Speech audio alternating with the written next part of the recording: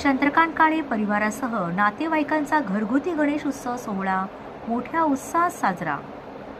लोकमान्य टिळक यांनी स्वातंत्र्य काळात ऐतिहासिक निर्णय घेऊन गणेश उत्सव साजरा करण्याचा निर्णय घेतला आणि संपूर्ण महाराष्ट्रासह देशभरात हिंदू संस्कृतीनुसार धार्मिक सार्वजनिक गणेश उत्सव सोहळा सह घरगुती गणपती उत्सव सुरू झाले।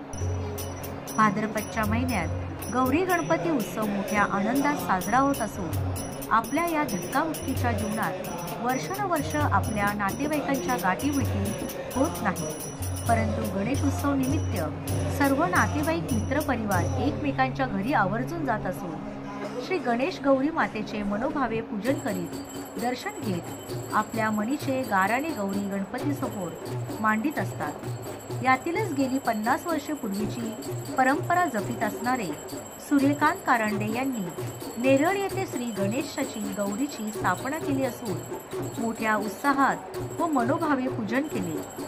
पत्रकार, गायक, संचालक व चर्म उद्योजक चंद्रकांत काळे यांच्या परिवारात सुद्धा श्री गणेशाची स्थापना सह गौरी पूजनाचा आनंद मोठ्या उत्साहात साजरा करण्यात आला।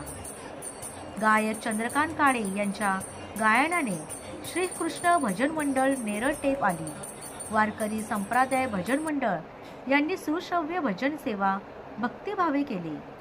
कामोटे येथील चंद्रकांत काळे यांचे नातेवाईक बाळू चव्हाण यांच्या परिवारात गणेश उत्सव आगळ्या वेगळ्या देखाव्यात भक्तिभावात साजरा करण्यात आला।